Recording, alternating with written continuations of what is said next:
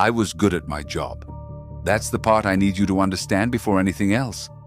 I was good at it, and I was proud of it. And every morning I descended 1,100 feet beneath the Arctic shelf into Deep Station Auroch, and I told myself I was advancing human knowledge. Day 142. Same elevator, same pressure change popping in my left ear. The damaged one, the one that sang a constant C-sharp ever since the infection in graduate school. Same corridor where the overhead lights buzzed at 60 hertz and the walls sweated condensation that never dried. Same keycard swipe, same airlock hiss, same room, same him. He sat in the observation tank the way he always sat.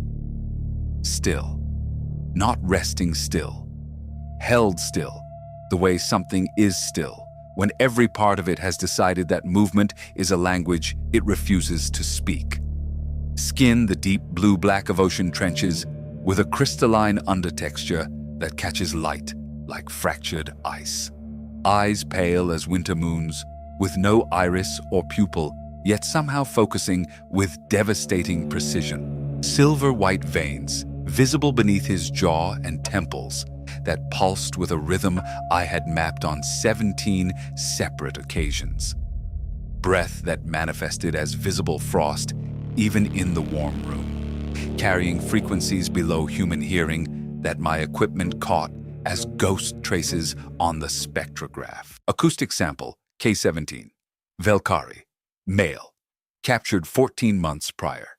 Reclassified as fauna under Directive 9-14, which meant no ethical review board, no welfare protocols, no name.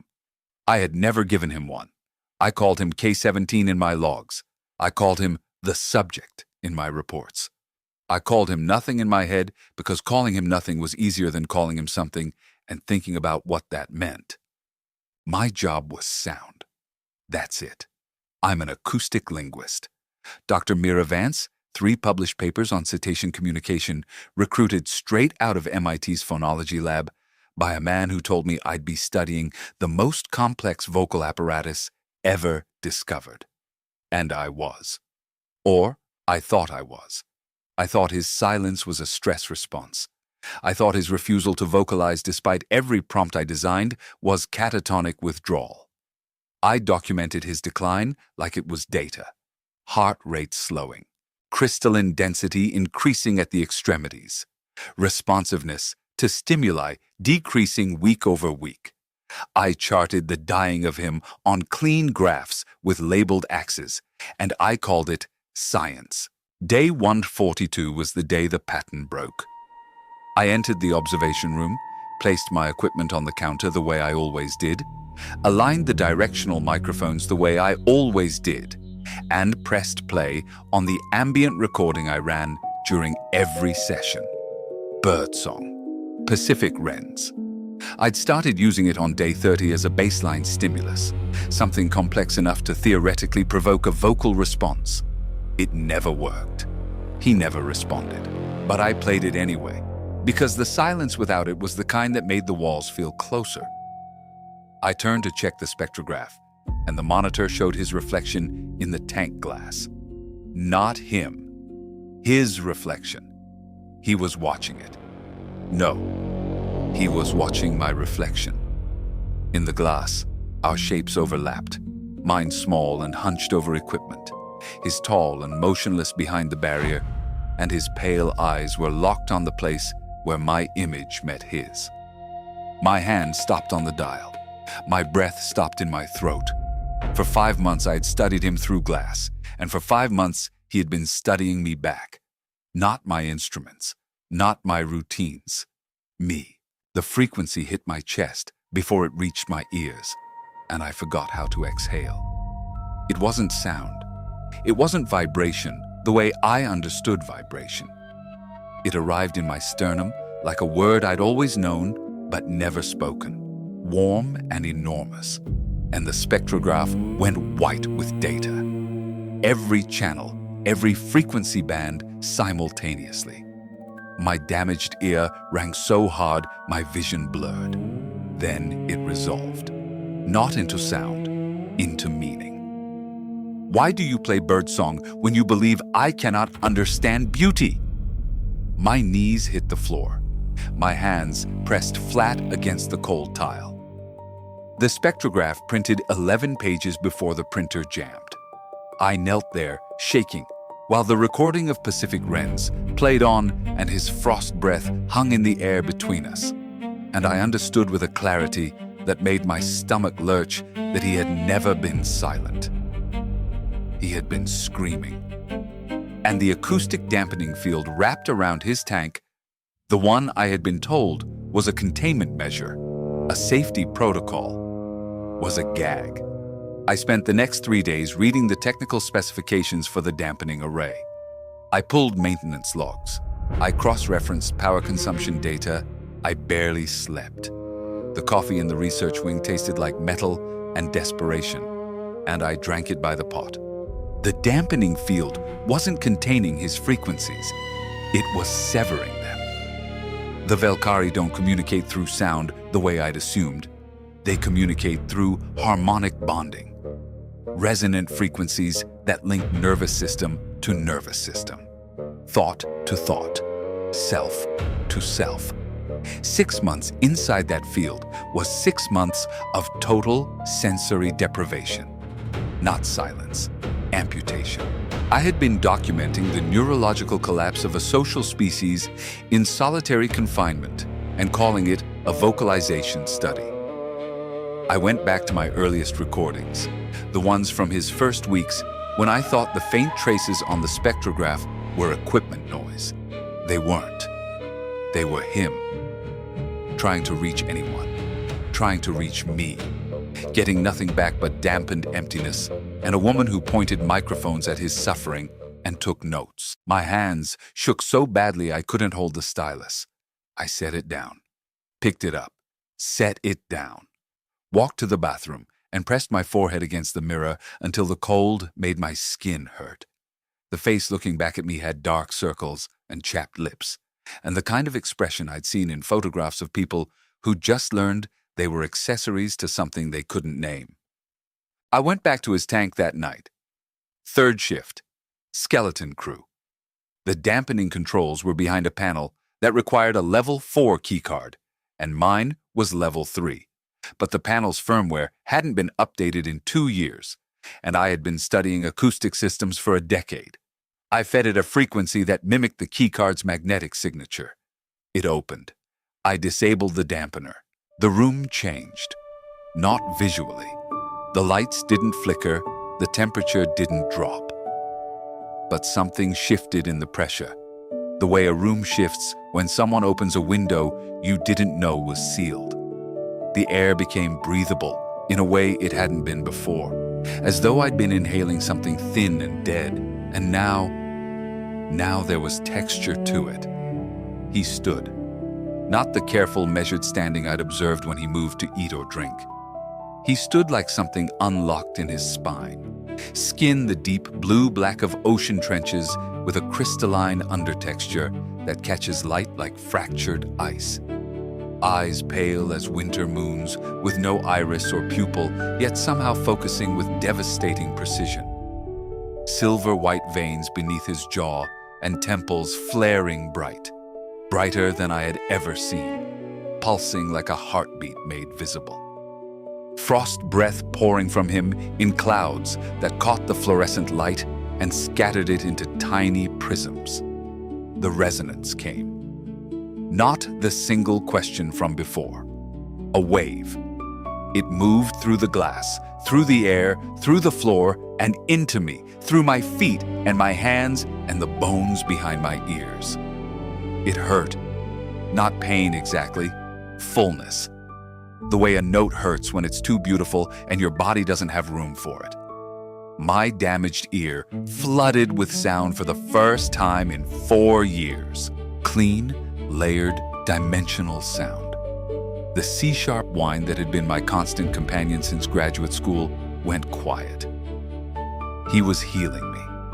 Standing in his tank, half-starved of contact, crystallizing from the fingers inward, and his first act with an open channel was to find the broken thing in me and fix it.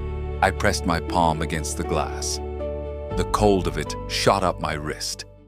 His hand rose and mirrored mine, his fingers longer, darker, the tips already going translucent where the crystallization had progressed. Through the glass, through the resonance, I felt something I am not going to name. I'm not going to name it, because naming it would make it smaller than it was. I kept the dampener off every night shift for 3 weeks. I told no one. I logged false readings. I sat in the observation room with my equipment running on record, and I listened to a language that didn't use my ears. He told me about light. Not our light. Velkari light. The kind that moves through crystal lattice and carries memory. He told me about the harmonic bonds that connect parent to child. The resonant structures that hold communities together like a song that never stops. The way silence for his people isn't the absence of sound, but the presence of grief. He told me his name was Soren, that he had a daughter, that he came to Earth as part of a peace delegation bearing gifts, that they arrived in harmony and were received in chains. One night, the 15th, I think, though the nights blurred, I brought a blanket. Not for any scientific reason. He was cold. The crystallization made him cold. I draped it over the top of the tank where it hung down on his side, and he pulled it around his shoulders, and the resonance that came through the glass was so gentle it made my chest ache. If this story is already pulling something loose inside you, if you already know where this is going and you're leaning in anyway, then you understand something about the space between a locked door and an open hand. Stay with me. There's more, and it gets worse before it gets better. 3 weeks of open channels, and his crystallization slowed. His fingers regained opacity. The silver-white veins pulsed steadier. He moved more, ate more, responded to birdsong not with the blankness I'd documented, but with a tilt of his head that I now understood was appreciation. He was coming back to life in the margins of my night shifts, and I was coming back to something too. A version of myself that asked questions the institution hadn't approved. I asked them anyway. I pulled archive access.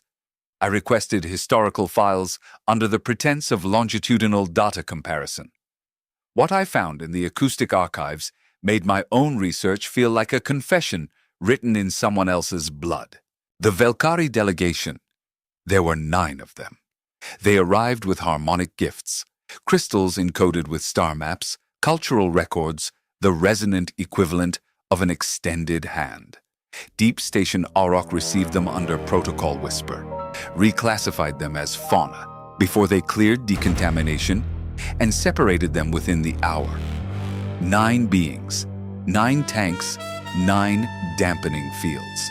I found the extraction logs, clinical language, harmonic harvest, they called it. The daily scrapings I'd seen technicians collect from Soren's tank weren't dead tissue. Crystal that grows on a Velkari body is still conscious, still resonating, still carrying the harmonic memory of whatever the Velkari was feeling when it formed. They were carving pieces of his still aware body and cataloging the emotions trapped inside. My mouth filled with something sour, and I swallowed it down and kept reading. 7 of the 9 were processed to completion. The word completion appeared in the logs without further definition. I didn't need one. I found the room on sublevel 4, Director Caney's private collection. I stood in the doorway, and the cold hit me first. Preservation cold, the kind that burns the inside of your nose. Then the light. Amber, warm, carefully positioned to illuminate the glass shelves that lined every wall from floor to ceiling. Specimen jars, dozens of them, each containing a Velkari heart, still beating in suspension fluid, still pulsing with faint light, still alive in the way that crystal is alive, resonating, remembering, feeling. My knees didn't buckle. I want to say they did, because that's what happens in stories, but they didn't. I stood perfectly still, and I looked at every single jar, and I counted them because counting was the only thing I could do that wasn't screaming. 43. 43 hearts. Some of them had been there for years. Some of them were still trying to bond. I could feel it now, with my newly opened hearing, faint frequencies reaching out of the suspension fluid toward anything that would answer. My entire career was built to fill these shelves. The stress vocalizations I had been studying, the frequency maps I published, the papers that made my reputation, they identified which emotional frequencies contained the strongest memories. My work told them exactly where to cut, what to harvest, how to extract the most resonant crystal from a living, feeling, conscious being. And the final 30%, the part that made me lean against the cold wall and press my fist against my mouth until my teeth cut the inside of my lip. The harvested harmonics were being broadcast. Outward, toward Valkyrie homeworlds. My published frequency maps were being used to target species-wide trauma responses. They were weaponizing grief, broadcasting the death cries of loved ones across light years, aimed at civilian populations, designed to incapacitate through sorrow. I had helped build a weapon that used love as ammunition. I went to Soren's tank, and I disabled the dampener, and I sat on the floor, and I did not speak. He resonated nothing. He watched me with those pale, winter moon eyes, and the silver-white veins beneath his jaw pulsed slowly, and his frost breath filled the space between us. And he waited. When I finally pressed my hand to the glass, the resonance that came back was not comfort. It was recognition. The resonance of someone who already knew, who had known since the first day, who had listened through these walls while his bondmate was processed in the room next door, and my equipment recorded the frequencies of her dying, and I cataloged them as anomalous ambient noise. I felt it through the glass, the scar below his ribs, the place where crystal had been carved away and regrown wrong. It held a resonance that was not his. It was hers, his bondmate's death cry, trapped in the geometry of his own healing. He carried her ending in his body. He pressed something through the drainage slot at the base of the tank. Small, cold, translucent, with an internal light that flickered like a candle in wind. A crystallized tear. I picked it up, and it played through my bones. Not a frequency I could hear, but one I could feel. In my wrists, my sternum, the base of my skull. A child's voice, not words. Laughter. The harmonic signature of his daughter. The last memory he held of her before the delegation landed and everything ended. He spoke. Not through resonance this time. Through air. Through vocal cords that were never designed for English, but shaped it anyway.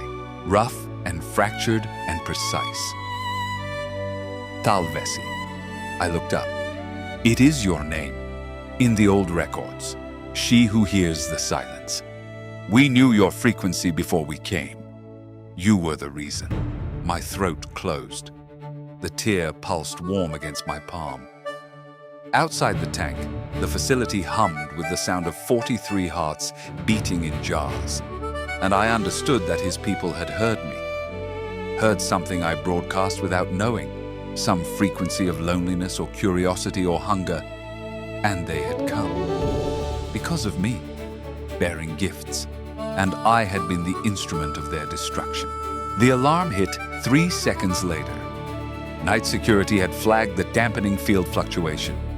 I had 17 minutes before the check team arrived. I did not decide. My hand was already on the dampener controls before my mind caught up. I maxed the acoustic feedback loop, feeding the tank's own resonance back into the suppression array at amplified gain. The system wasn't designed for it. The dampener shrieked, a sound like tearing metal, and blew. Every dampening field on the sublevel went down simultaneously. The sound that followed was not loud. It was deep. It came from everywhere and nowhere, from 43 hearts in jars suddenly able to sing, from Soren's chest, from the walls themselves, vibrating at a frequency that turned the condensation on the pipes into frost. The sublevel's temperature dropped 9 degrees in 4 seconds. Pipes burst. Water poured from the ceiling. The stairwell was flooding before I got the tank open. Soren collapsed the moment the glass barrier dropped. 6 months of crystallization had made his legs brittle, and his weight hit me like concrete and ice. I caught him, barely. His skin against mine burned cold, and silver patterns bloomed across my forearm where we touched. Frost fractals that tingled and didn't melt. I dragged him. There is no elegant way to describe it. I dragged him through 18 inches of rising water that turned my feet numb in seconds. Up a stairwell where his blood, not red, not blood, but something crystalline and geometric, fell from the wounds on his legs and struck the metal steps and sang. Each drop a tiny chime. A scale descending as we ascended. Skin the deep blue-black of ocean trenches with a crystalline undertexture that catches light like fractured ice. Eyes pale as winter moons, barely open, focused on my face with a precision that had nothing clinical in it. Silver white veins flaring beneath his jaw and temples in desperate arrhythmic pulses. Frost breath coming in shallow clouds that clung to my hair and eyelashes and froze there. He was dying. The cold was accelerating the crystallization. His feet were translucent. His fingers crackled when they gripped my shoulder. "Leave," he resonated, and the word arrived in my ribs like a punch. "No." The submersible bay on sublevel 2. Emergency vehicle. Arctic rated. I had done the safety orientation 14 months ago and remembered exactly one thing. The launch sequence was 3 switches and a lever. Ice had sealed the bay doors. 12 inches of it, formed in the temperature crash, clear as glass and harder than the steel behind it. Soren's hand pressed flat against the frozen door. Mine mirrored it on the other side. Silver patterns bloomed identically on both surfaces. The same fractal, the same geometry, separated by ice and steel and everything we'd done to each other. Through the bond, and it was a bond now, crystallized without warning during the stairwell, silver threads spreading beneath my skin like frost on glass. My hearing permanently shifted to register his frequencies as naturally as English. I felt him make a choice. He gathered the heat from his core, from the parts of him that were still flesh, still warm, still alive, and he pushed it outward through his palm and into the ice. It melted, slowly, steam rising, his hand going translucent as the heat left him. "Don't," I said. "Thalvesi," he said. "Go." I launched alone. The submersible punched through slushy water into the black Arctic Ocean, and the depth pressed against the hull like a fist, and I could feel him. Still alive. Faint. A harmonic beneath the submarine's hum, steady as a heartbeat heard through a wall. The crystallized tear warmed against my chest with each of his distant pulses. I surfaced into polar night. No stars. Cloud cover, thick and absolute.